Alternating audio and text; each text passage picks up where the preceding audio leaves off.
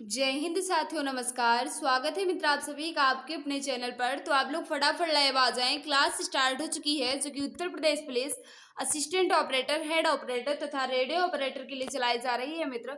और ये हिंदी का टेस्ट नंबर 32 है। इससे पहले मैंने 31 तक अच्छे से कंप्लीट कर लिया है। अगर आपने नहीं देखा है तो चैनल की प्लेलिस्ट में जाकर क्रमवार अध्ययन कर लें। काफ़ी ज़्यादा बेहतरीन टेस्ट चलाया जा रहा है जो कि उत्तर प्रदेश पुलिस कांस्टेबल के लिए भी और Uttar Pradesh police assistant operator, head operator तथा रेडियो ऑपरेटर के लिए काफ़ी ज़्यादा हेल्पफुल क्लास रहने वाली है मित्र। आज की क्लास जो है काफ़ी ज़्यादा इंपॉर्टेंट है, इसलिए सभी भाई बहन मिलकर क्लास को शेयर कर दो। और जिस भाई बहन ने क्लास को लाइक नहीं किया है प्लीज़ कर देंगे मित्र। तो चलिए बढ़ते हैं क्लास की तरफ और फर्स्ट क्वेश्चन आपके सामने रख देते हैं। फटाफट बताएंगे इसका राइट आंसर क्या होगा। क्वेश्चन नंबर 39 से स्टार्ट है, क्योंकि आपको पता है 38 तक जीके या जीएस होते हैं। उसके बाद दूसरा सेट है हिंदी, 39 से स्टार्ट है। फटाफट बताओ इसका राइट आंसर क्या होगा। क्वेश्चन नंबर फर्स्ट आपसे क्या पूछ रहा है, हिंदी भाषा की कितनी विख्यात बोलियां हैं। विख्यात बोलियां की बात कर रहा है, ध्यान दीजिएगा मित्र। फटाफट बताओ इसका राइट आंसर क्या होगा। हिंदी भाषा की कितनी विख्यात बोलियां हैं। तो हिंदी भाषा की 8 विख्यात बोलियां हैं। ऑप्शन नंबर सी बिल्कुल सही होगा मित्र। नेक्स्ट आपके सामने है, इसका राइट आंसर बताना है। हिंदी भाषा का प्रथम प्रमाणिक ग्रंथ कौन सा है। हिंदी भाषा का प्रथम प्रमाणिक ग्रंथ कौन सा है। फटाफट बता दो मित्र। क्वेश्चन नंबर 40 का राइट आंसर क्या होगा। प्रमाणिक ग्रंथ की बात कर रहा है, ध्यान दीजिएगा। फटाफट बता देंगे। नेक्स्ट क्वेश्चन आपके सामने है। तो बिल्कुल से ये हिंदी भाषा का प्रथम प्रमाणिक ग्रंथ जो है ये पृथ्वीराज रासो है। बिल्कुल सही बता रहे हैं। पृथ्वीराज रासो जो है ये हिंदी भाषा का प्रथम प्रमाणिक ग्रंथ है, जो किसके द्वारा रचित है।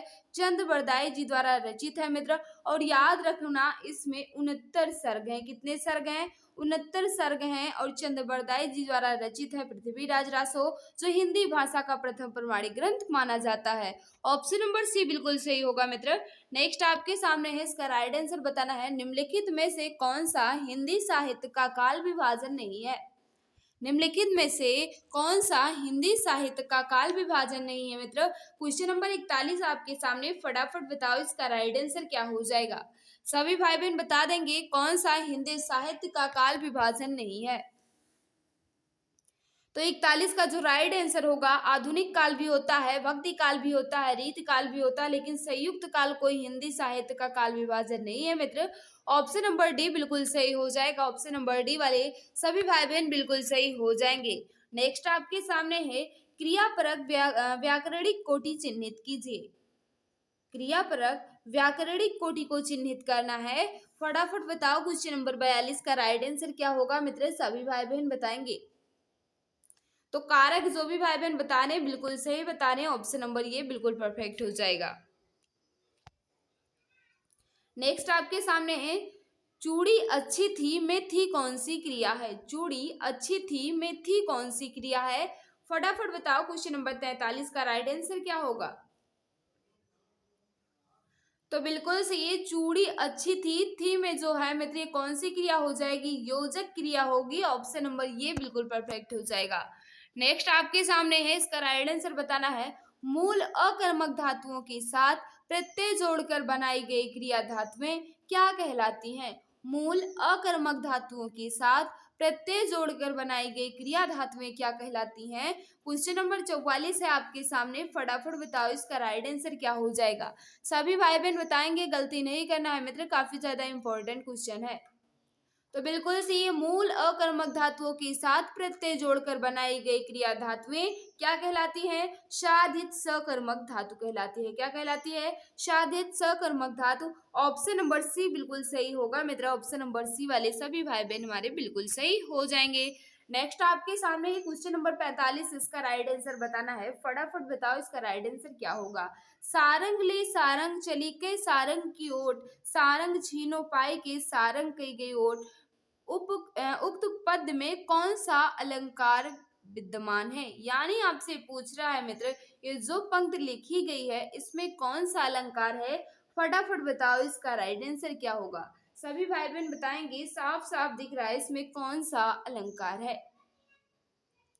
सारंग ले सारंग चली के सारंग की ओट, सारंग छीनो पाए के सारंग कही गई चोट। में अलंकार कौन सा है? तो याद रखना यमक अलंकार है, क्योंकि सारंग जो है ये कई बार आया है और सभी का अर्थ अलग अलग है। तो राइट आंसर क्या होगा? ऑप्शन नंबर सी बिल्कुल परफेक्ट हो जाएगा मित्र। क्वेश्चन नंबर 46 आपसे क्या पूछ रहा है? जुगुप्सा का अस्थायी भाव किस रस से संबंधित है? यानी जुगुप्सा जो है ये किस रस का अस्थायी भाव है? फटाफट बताओ मित्र, इसका राइट आंसर क्या होगा? जुगुप्सा जो है ये किस रस का अस्थायी भाव है? फटाफट बताओ 46 का मित्र राइट आंसर क्या हो जाएगा? तो बिल्कुल सही है, विभत्स रस का अस्थायी भाव जो है ये जुगुप्सा होता है। ऑप्शन नंबर सी बिल्कुल सही हो जाएगा। नेक्स्ट आपके सामने है, निम्नलिखित में से कौन सा छंद का प्रकार नहीं है? छंद का प्रकार कौन सा नहीं है? क्वेश्चन नंबर 47 आपके सामने, फटाफट बताओ मित्र इसका राइट आंसर क्या होगा? छंद का प्रकार नहीं है आपसे पूछ रहा है, तो चौपाई भी होता है, सोरठा भी होता है, दोहा भी होता है, गीत का भी होता है, सवैया भी होता है, लेकिन दृष्टांत जो है ये नहीं है मित्र। ऑप्शन नंबर ये बिल्कुल सही होगा, क्योंकि यहाँ पूछ रहा था छंद का प्रकार कौन सा नहीं है। तो दृष्टांत जो है मित्र ये कोई छंद नहीं है, बाकी तीनों जो है ये छंद है। इसलिए राइट आंसर ऑप्शन नंबर ये बिल्कुल सही हो जाएगा। नेक्स्ट आपके सामने है, इसका राइट आंसर बता दो। क्वेश्चन नंबर 48, फटाफट बताएंगे इसका राइट आंसर क्या होगा? दीर्घ संध, गुण संध, वृद्ध संध, यड़ संध व आयाद संध संध के किस मूल भेद के अंतर्गत सन्निहित हैं? फटाफट बताओ इसका राइट आंसर क्या होगा? यानी आपसे पूछ रहा है मित्र, ये जो सब संधि लिखी गई हैं ये किस संधि के भेद हैं, ये आपसे पूछ रहा है। क्वेश्चन नंबर 48 आपके सामने है। तो बिल्कुल सही है, जो भी भाई बहन हमारे बता रहे हैं 48 का बिल्कुल सही बता रहे हो। स्वर संधि के 5 भेद होते हैं, दीर्घ संध, गुण संध, वृद्ध संध, यड़ संध और अयादि संध। किसके भेद हैं? स्वर संधि के भेद हैं। ऑप्शन नंबर बी बिल्कुल सही होगा। नेक्स्ट आपके सामने है क्वेश्चन नंबर 49, इसका राइट आंसर बताना है। उपयुक्त समास चिन्हित कीजिए। पथभ्रष्ट में कौन सा समास है? और इसका समास विग्रह भी बताना है। पथभ्रष्ट में कौन सा समास है और समास विग्रह भी बता दीजिए। फटाफट बताएंगे क्वेश्चन नंबर 49 का राइट आंसर क्या होगा? तो बिल्कुल सही है, जो भी भाई बहन हमारे बता रहे हैं बिल्कुल सही बता रहे हो। पथभ्रष्ट में मित्र तत्पुरुष समास हो जाएगा। ऑप्शन नंबर सी बिल्कुल सही होगा। और इसका समास विग्रह तो क्या होगा? पथ से भ्रष्ट। क्या होगा? पथ से भ्रष्ट हो जाएगा इसका समास विग्रह। और इसमें कौन सा समास होगा? तत्पुरुष समास हो जाएगा। ऑप्शन नंबर सी बिल्कुल सही होगा मित्र। नेक्स्ट आपके सामने है, अष्टाध्यायी में कौन सा समास है और इसका समास विग्रह भी बता दीजिए। अष्टाध्यायी में कौन सा समास है और इसका समास विग्रह बताओ। फटाफट बताओ मित्र, क्वेश्चन नंबर 50 का राइट आंसर क्या होगा? तो बिल्कुल सही है, क्वेश्चन नंबर 50 का जो भी भाई बहन बता रही है बिल्कुल सही बता रही है। उद्दीगु समास है, क्योंकि प्रथम पद जो है यह संख्यावाची है। तो राइट आंसर क्या होगा? ऑप्शन नंबर वे बिल्कुल सही हो जाएगा। और इसका समास विग्रह किया जाए तो क्या होगा? 8 अध्यायों का समाहार। क्या होगा? 8 अध्यायों का समाहार इसका हो जाएगा समास विग्रह। और इसमें कौन सा समास होगा मित्र? तो द्विगु समास हो जाएगा। ऑप्शन नंबर बी बिल्कुल सही होगा मित्र। मित्र जिस भाई बहन ने क्लास को अभी तक लाइक नहीं किया है, हम आपसे रिक्वेस्ट कर रहे हैं मित्र, अगर इस क्लास से आपको तनिक भी हेल्प मिल रही हो तो प्लीज़ मित्र क्लास को लाइक कर दिया करो। और जो भी भाई बहन हमारे साथ नए हैं मित्र, चैनल को सब्सक्राइब कर बेल आइकन को प्रेस कर लेना, ताकि क्लास की नोटिफिकेशन आपको मिलती रहे। और हाँ मित्र, एक बार सभी भाई बहन मिलकर क्लास को शेयर कर दो, ताकि और भी फ्रेंड्स हमारे साथ जुड़ सकें, उन्हें भी इस क्लास का लाभ मिल सके मित्र। तो फटाफट क्लास को शेयर कर दो। क्वेश्चन नंबर 51 आपसे क्या पूछ रहा है? सुमित्रा नंदन पंत को किस कृति पर ज्ञानपीठ पुरस्कार मिला? सुमित्रा नंदन पंत को किस कृति पर ज्ञानपीठ पुरस्कार मिला? फटाफट बताओ क्वेश्चन नंबर 51 का राइट आंसर क्या होगा? तो बिल्कुल सही है, सुमित्रा नंदन पंत जी को इनकी रचना चिदम्बरा के लिए 1961 में, शायद हाँ 61 में, 1961 में ज्ञानपीठ पुरस्कार दिया गया था सुमित्रा नंदन पंत को इनकी रचना चिदम्बरा के लिए मित्र। तो ऑप्शन नंबर डी बिल्कुल परफेक्ट हो जाएगा। ऑप्शन नंबर डी बिल्कुल सही होगा। जो भी भाई बहन हमारे बता रहे हैं ऑप्शन नंबर डी बिल्कुल सही होगा। ब्रज भाषा का विकास किस अपभ्रंश से हुआ है? ब्रज भाषा का विकास जो है ये किस अपभ्रंश से हुआ है? फटाफट बताओ क्वेश्चन नंबर 52 का राइट आंसर क्या होगा? तो बिल्कुल सही है, ब्रजभाषा का विकास जो है ये किस अपभ्रंश से हुआ है? सौरसेनी अपभ्रंश से। बिल्कुल सही बता रहे हो। ऑप्शन नंबर ये वाले सभी भाई बहन बिल्कुल सही हो जाएंगे। और ब्रजभाषा जो है किस भाषा की उपभाषा है मित्र? इसकी उपभाषा क्या है? तो याद रखना पश्चिमी हिंदी के अंतर्गत आती है ब्रजभाषा। और ये ब्रजभाषा जो है इसका अपभ्रंश पूछा गया था। अपभ्रंश इसका मतलब ये किस अपभ्रंश से इसका विकास हुआ है? तो सौरसेनी अपभ्रंश से। और उपभाषा पूछेगा तो पश्चिमी हिंदी के अंतर्गत आती है मित्र। नेक्स्ट आपके सामने है, इसका राइट आंसर बताना है। शायद गद्यांश है इसलिए हम इसको स्किप कर देते हैं। 4 क्वेश्चन शायद गद्यांश है, हम इसको स्किप कर देते हैं क्योंकि आप लोग कहते हो गद्यांश मत कराया करो, तो हम गद्यांश को स्किप कर देते हैं। और नेक्स्ट क्वेश्चन आपके सामने लाते हैं, क्वेश्चन नंबर 58। इसका राइट आंसर बता दो। निम्नलिखित प्रत्येक प्रश्न में 3 वाक्य दिए गए हैं। त्रुटि वाले वाक्यांश को चुनिए, उसके अनुरूप ABC पर चिन्ह लगाइए। यदि कोई त्रुटि ना हो तो ऑप्शन नंबर डी को चिन्हित कीजिए। यानी आपसे कह रहा है एक वाक्य लिखा गया है मित्र, जो आपको बताना है किस भाग में त्रुटि है। अगर किसी भाग में त्रुटि नहीं है तो ऑप्शन नंबर डी को चिन्हित करना है। अगर किसी भाग में त्रुटि है तो उस विकल्प को बताना है आपको। 58 का बताओ राइट आंसर क्या होगा? क्या लिखा गया है वाक्य? रामचरितमानस भक्त काल की सबसे श्रेष्ठतम रचना मानी जाती है। आपसे पूछ रहा है किस भाग में त्रुटि है, फटाफट बताओ। अगर कोई त्रुटि नहीं है तो ऑप्शन नंबर डी को चिन्ह करो।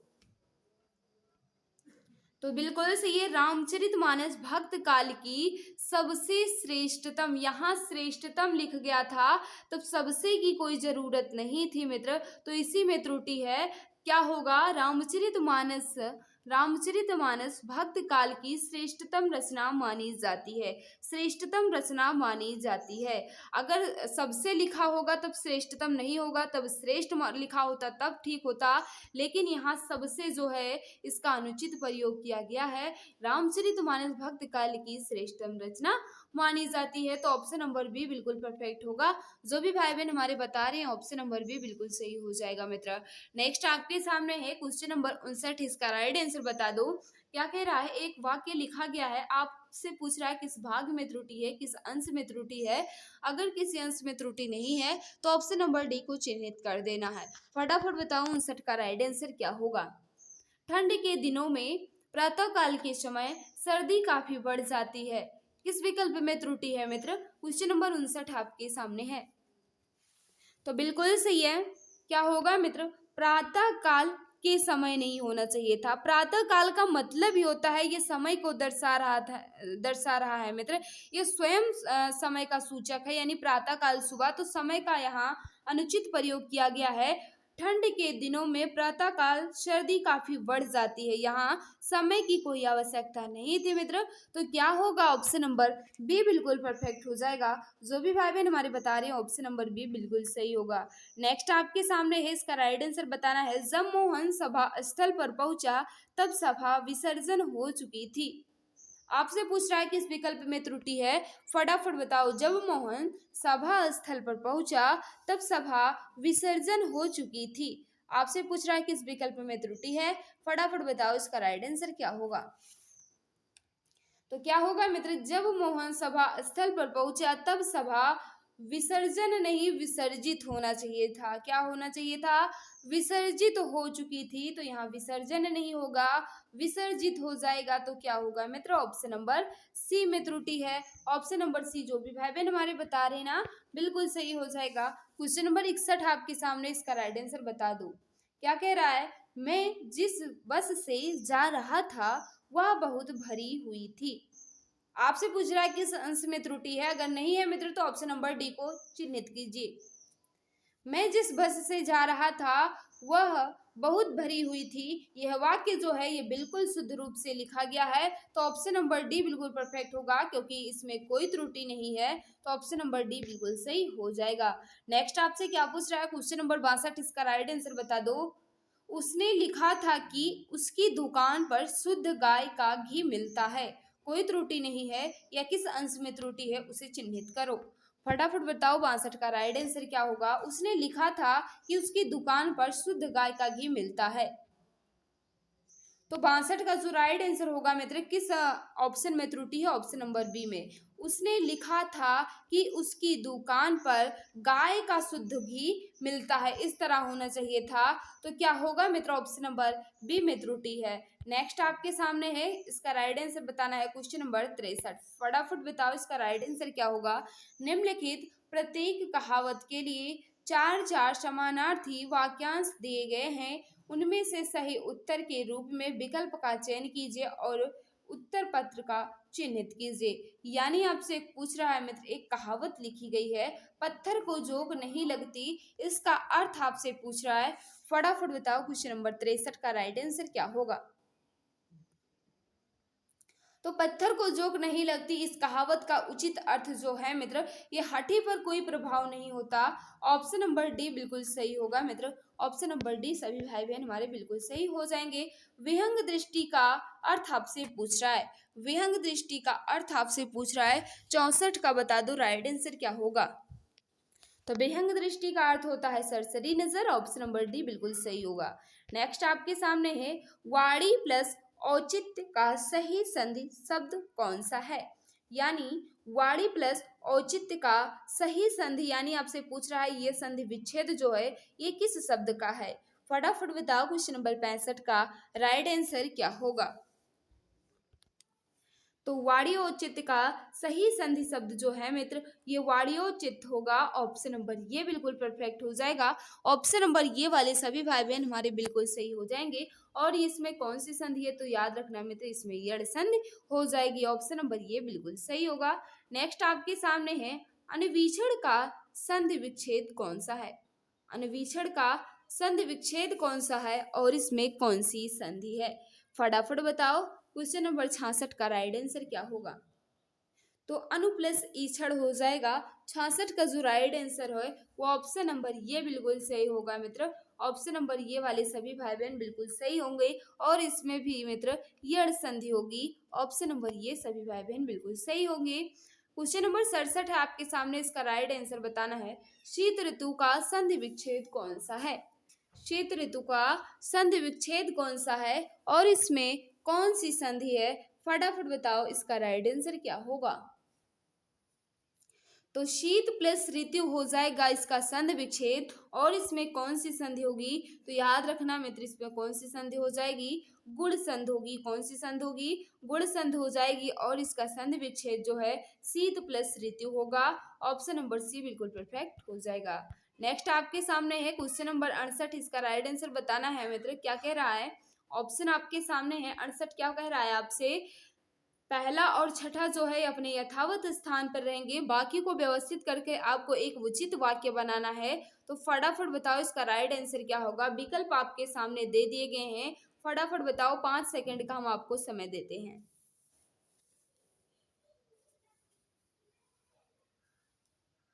तो 68 का क्या होगा मित्र? समय को परखने वाला, समय को परखने वाला रंक से धनवान, समय को परखने वाला रंक से धनवान और समय की उपेक्षा करने वाला करोड़पति से भिखारी हो जाता है। तो सबसे पहले क्या आएगा? रा आएगा। ये पहला तो अपने यथावत स्थान पर रहेंगे, लेकिन सबसे पहले रा आएगा, उसके बाद या आएगा, उसके बाद वा आएगा, उसके बाद ला आएगा। तो कौन से विकल्प में है? ऑप्शन नंबर सी बिल्कुल सही बता रहे हैं। ऑप्शन नंबर सी वाले सभी भाई बहन हमारे बिल्कुल सही हो जाएंगे। नेक्स्ट आपके सामने है क्वेश्चन नंबर 69, इसको भी व्यवस्थित करके आपको बताना है। पहला और छठा जो है अपने यथावत स्थान पर रहेंगे, बाकी को व्यवस्थित करके आपको एक उचित वाक्य बनाना है। तो फटाफट बताओ मित्र इसका राइट आंसर क्या होगा। 5 सेकंड का हम आपको समय देते हैं, फटाफट व्यवस्थित करके बता दो कौन सा विकल्प सही है। तो बिल्कुल सही है। क्या होगा? भारतीय गांव के उसके बाद क्या होगा? सुधार के लिए, भारतीय गांव के सुधार के लिए अभी भारत सरकार को और राज्य सरकार को बहुत प्रयत्न करना होगा। तो सबसे पहले क्या आएगा? रा आएगा, उसके बाद क्या आएगा मित्र? उसके बाद या आएगा, उसके बाद ला आएगा, उसके बाद वा आएगा। तो किस विकल्प में है? 69 का जो भी भाई बहन हमारे बता रहे हो ऑप्शन नंबर बी बिल्कुल सही बता रहे हो। नेक्स्ट आपके सामने है, इसको भी व्यवस्थित करना है और एक उचित वाक्य बनाना है। पहला और छठा जो अपने यथावत स्थान पर रहेंगे, बाकी को व्यवस्थित कर दीजिए। समाचार पत्रों में उसके बाद परिचित होते हैं या सबसे आखिरी रहेगा, यानी छठा जो है अपने यथावत स्थान पर रहेंगे। बाकी को व्यवस्थित करो 5 सेकंड के अंदर। तो 70 का जो भी भाई बहन बता रहे हैं क्या होगा मित्र? समाचार पत्रों में उसके बाद क्या होगा? प्रकाशित विज्ञापनों, समाचार पत्रों में प्रकाशित विज्ञापनों द्वारा लोग उपयोगी आवश्यक तथा उत्तमोत्तम पदार्थों से परिचित होते हैं। यानी क्या आएगा? पहले या आएगा, उसके बाद क्या आएगा? वा आएगा, उसके बाद क्या आएगा मित्र? रा आएगा, उसके बाद ला आएगा। तो किस विकल्प में है क्वेश्चन नंबर 70 का राइट आंसर? तो ऑप्शन नंबर डी दिख रहा है, ऑप्शन नंबर डी बिल्कुल सही हो जाएगा। नेक्स्ट आपके सामने है, इसका राइट आंसर बता दो फटाफट। राम सीता से सुंदर है, राम सीता से सुंदर है, इस वाक्य में कौन सा कारक है? राम सीता से सुंदर है, इस वाक्य में कौन सा कारक है? फटाफट बताओ। क्वेश्चन नंबर 71 का राइट आंसर क्या होगा? तो बिल्कुल सही है, राम सीता से सुंदर है तो अपादान कारक होगा मित्र, क्योंकि आपको पता है मित्र, जहाँ तुलना, समानता, अलगाव, भय की स्थिति उत्पन्न होती है वहाँ अपादान कारक होता है। तो यहाँ तुलना की जा रही है, तो मित्र ऑप्शन नंबर बी बिल्कुल सही हो जाएगा। नेक्स्ट आपके सामने है, निम्न में से कौन सा व्यंजन अस्पर्श संघर्षी है?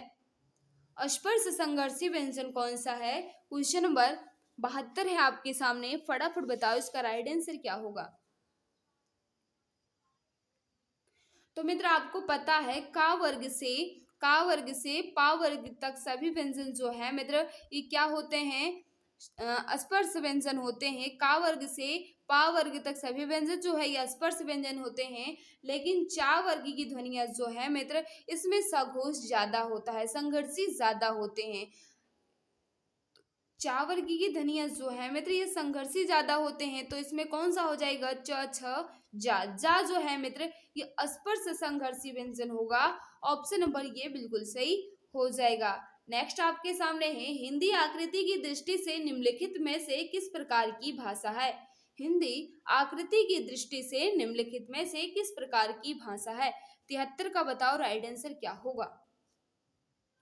तो श्लिष्ट योगात्मक जो भी भाई बहन बता रहे हैं बिल्कुल सही बता रहे हो। हिंदी आकृति की दृष्टि से किस प्रकार की भाषा है? तो श्लिष्ट योगात्मक है, ऑप्शन नंबर सी बिल्कुल सही होगा। क्वेश्चन नंबर 74 है आपके सामने, इसका राइट आंसर बताना है। शक्ल और शक्ल का अर्थ क्या होता है? शक्ल और शक्ल का अर्थ क्या होता है? फटाफट बताओ। क्वेश्चन नंबर 74 का राइट आंसर क्या होगा? तो 74 का जो भी भाई बहन बता रहे हैं, शक्ल का अर्थ होता है संपूर्ण और शक्ल का अर्थ होता है अंश, तो क्या होगा? ऑप्शन नंबर सी बिल्कुल परफेक्ट हो जाएगा।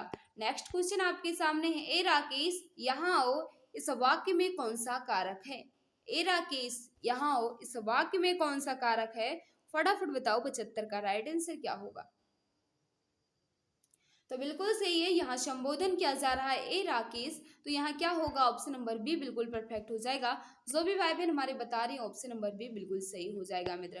तो मित्र आज की क्लास जो है आपको कैसी लगी कमेंट बॉक्स में जरूर बताना मित्र, और आज की क्लास में आपका स्कोर कितना रहा ये भी बता दिया करो, ताकि मुझे भी पता चल सके आप लोगों की तैयारी किस लेवल तक हो चुकी है। क्लास कैसी भी लगी हो कमेंट बॉक्स में जरूर बताना। अगर किसी क्वेश्चन में डाउट है तो भी पूछ सकते हो मित्र।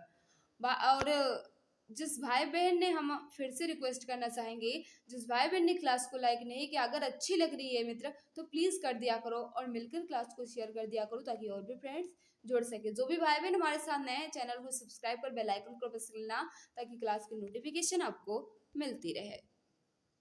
अब सरकारी नौकरी पाना हुआ और भी आसान। अब आपका सपना होगा अपना।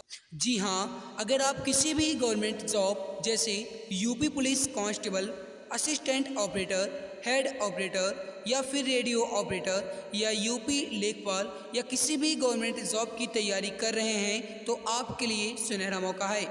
आप YouTube channel exam Guruji by Arvind sir के साथ जुड़कर अपनी तैयारी को और भी परफेक्ट बना सकते हैं। इस चैनल के माध्यम से आपको free live classes, recorded classes और गवर्नमेंट जॉब के नोटिफिकेशन आपको टाइम टू टाइम अपडेट मिला करेंगे। इसके अलावा सारी क्लासेस के PDF, हैंड रिटन नोट्स और बुक्स बिल्कुल फ्री में Telegram channel exam Guruji by Arvind sir पर मिलेगा। इसके लिए आप टेलीग्राम पर सर्च करें exam Guruji by Arvind sir और फाइल वाले ऑप्शन पर क्लिक करके हर एक क्लास की PDF, हैंड रिटन नोट्स एवं बुक्स को बिल्कुल फ्री में पा सकते हैं।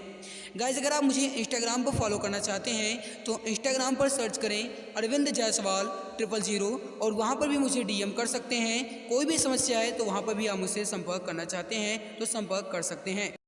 इसके अलावा अगर आप फेसबुक पेज को लाइक करना चाहते हैं तो exam Guruji by Arvind sir के नाम से फेसबुक पेज है, उसको भी आप लाइक एवं फॉलो कर सकते हैं। तो मेरे प्यारे भाई बहन, आप जुड़े रहिए exam Guruji by Arvind sir के साथ, क्योंकि अब आपका सपना होगा अपना। एक सीट कंफर्म है, अब की बार सरकारी नौकरी तुम्हारे हाथों में होगी।